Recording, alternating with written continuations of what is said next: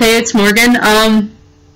So my friend wanted me to make this video on just the complexities of, like, being of a more complex sexuality when you are transgender. And I just wanted to combine more, like, science stuff inside with that subject, because it's a very complex subject. So let's start off with what we know so far about why people are transgender. And I will post links to all my sources at the end of the video. And it's important to know that information is constantly changing, and a lot of research in this subject can be biased, so it was very hard for me to find information that I thought seemed the most unbiased, because you have people using their religions and all kinds of stuff to they're trying to make their research match what their beliefs are, and it makes it less scientific, less accurate. So I just tried my best to get the information that seemed the most accurate with what we have right now in science. So right now, one of the most interesting studies I have found is that there was an experiment, and they brought in a bunch of people for brain scans, people who were biologically born the sex that the gender that they identified with. So, and then they also had people who are transgender. So they would have transgender women and cis women, and cis men and transgender men. And when they did the brain scan, they found that transgender people have almost the same, more similar brain structure to people who are biologically born the gender they identify with. So, like, the way, when you're a baby, sorry, it's so complex, I'm trying to think of how to word this. There's different periods during development where hormones come into play, and the first wave is like your genitalia. So male hormones or female hormones come in a wave, in the first wave, and they work with your genitalia and decide whether you're going to be biologically female or male. And then the second wave impacts the brain, and men and women have slightly different brain structures. So, like, everyone has a brain and they have the same basic functions, but, like, the sizes of different things in the brain are different. That's the best and most simplest way I can explain it to someone who may not spend a lot of time reading science articles. So during the second wave, there might be more of a complication, which leads to the brain being more feminine in a man, who someone of the male sex but of the female identity, or in a person of the female sex with a male identity. So it's just like there is science behind this. This isn't things people are making up, and they're doing a lot more research with it. I just think it's very interesting that that they are finding this, and that there are differences. They also did a study with animals. They don't specify what animals. I'm guessing they did it with multiple animals.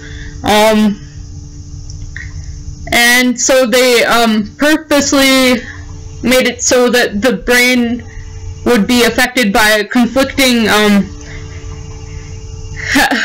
conflicting hormones during the second wave, and they found that the way that these animals reacted is they displayed the same sexual instincts as what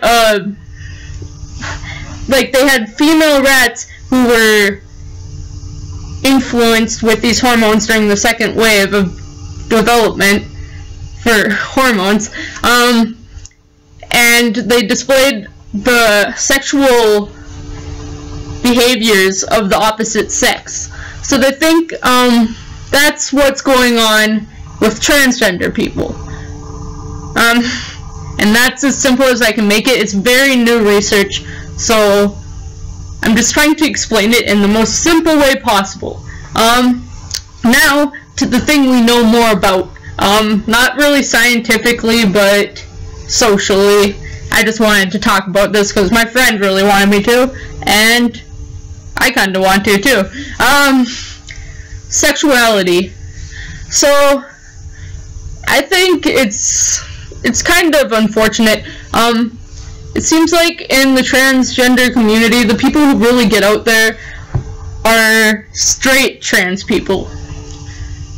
And I think they keep, like, the way they say it is that it's supposed to make it so that it's more comfortable for the general public or something like that. I think that's what someone said. I think, if you ever read, Some Assembly Required by Aaron Andrews, he kind of talks how, he was kind of pushed in that direction, like when he and Katie Hill were dating, that it was just kind of like, that's why their story was so popular, because they were in a heterosexual relationship and both transgender, and that's what catches the media's attention.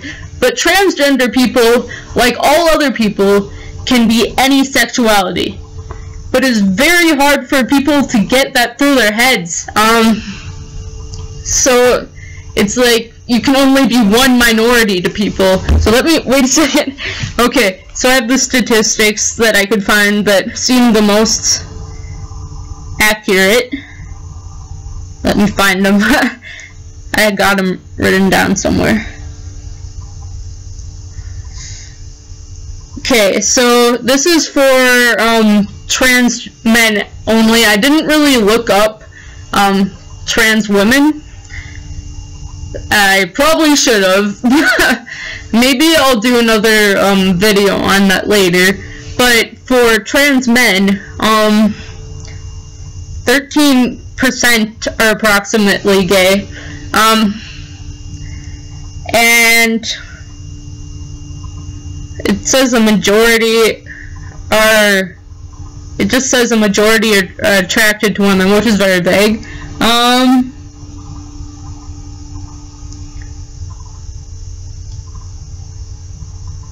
This other one says that only 10% are gay, 55% are straight, and 35 are of a more complex sexuality, asexual, bisexual, pansexual. And it seems like people are so uncomfortable with this. They think that if you're transgender, you cannot be gay. Even people who are part of the gay community are like, you're trans, so you're not gay. And I don't understand how that works, because if you are a man and you like another man, that's gay.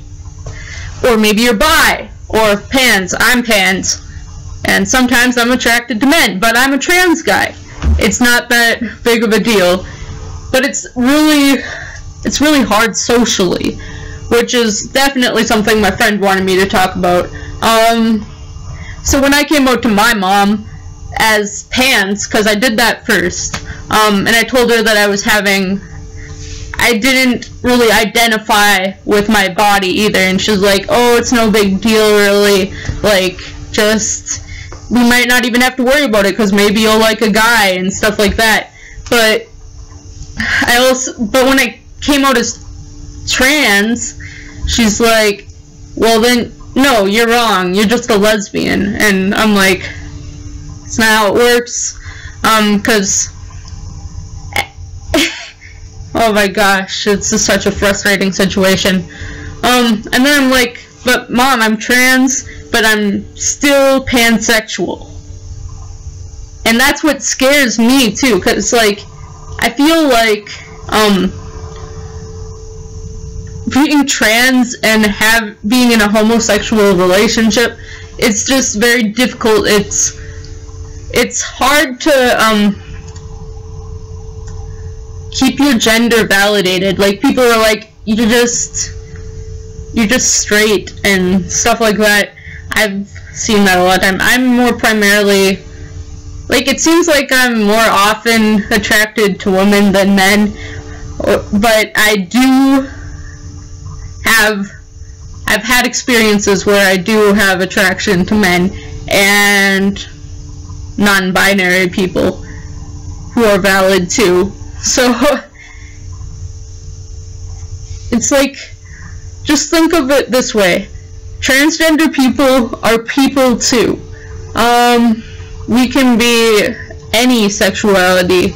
And I feel like this is going to take a lot more time to hit home, because people are like, we finally accepted the gays, now how are we supposed to accept the transgender people? And then when you accept the transgender people, then you have to accept the gay transgender people.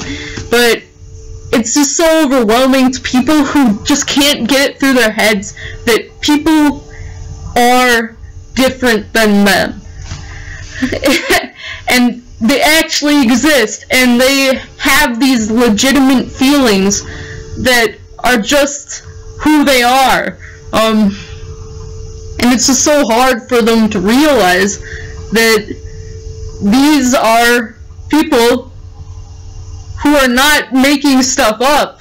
I would not choose this for myself. I would not try to gain any attention from doing this. Like, if anything, being this way has made my life more of a pain, but I can't, it's more painful when I don't live my life the way I want to live it, which is something they need to realize too, because what my plan was I was just gonna pretend to be okay to make my family happy. But you can't do that after a while. It starts getting to your head. It starts making your life more miserable than it already was. So people are gay, they're trans, they're gay and trans. They can be whatever they want, and they're still valid. Their feelings are real. And I just don't get it. And like, another thing with like Aaron Andrews, definitely read his book. It's amazing. It's probably one of the best books I've read in a while. So I believe he still has a boyfriend, but so he's a trans guy from like the Bible Belt. So when he came out, it was a big deal. Like, it was hard for his mom, and that's why I thought it was so cool to read, because it's not like a book where everything seems somewhat okay and the parents kind of jump on. It took a lot of pain and getting kicked out of like a religious school and stuff like that for him to get where he is now. And he has had a couple of girlfriends, but at the moment I believe he has a boyfriend, and that was, he didn't really explain much in that, except for he had a boyfriend and he was happy and he didn't regret anything, you know? So, but no one pays attention to that. But when he was dating Katie Hill, it was like some fantasy story that news people were covering, and it's just like, people are so uncomfortable with transgender people. Sorry, I was thinking about this video I was watching earlier, and this old lady kept calling transgender people, transgenders, sorry. People are complex. I just feel like I could rant forever about this, but people are still not gonna get it. The best thing that I would say to do is to just realize that people do go through phases, but that doesn't mean that everyone's going through a phase. And some things just are permanent, so why can't just try to do the best you can to support people without being a terrible person in the process and cutting and like making them make terrible choices on your watch, like getting into things that might be harmful to their health. But like if someone is trans and they're also attracted to the same gender that they identify with, it's okay. They're still trans. Don't ever use their sexuality to devalidate gender, because I know that is always what hits me the hardest, is when I mention that a guy looks attractive because he is attractive. Like, do you see that over there?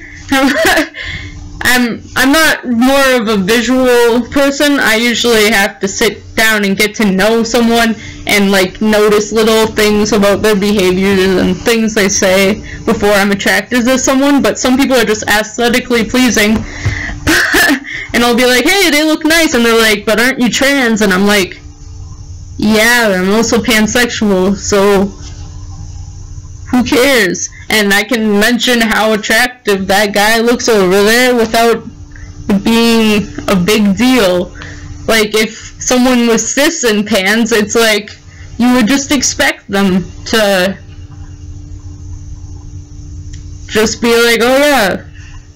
Or if someone's bi and they mention how, like, that one girl over there looks fine, and then that guy over there looks fine, it's okay. But if a transgender person did that, they'd be like, but aren't you trans?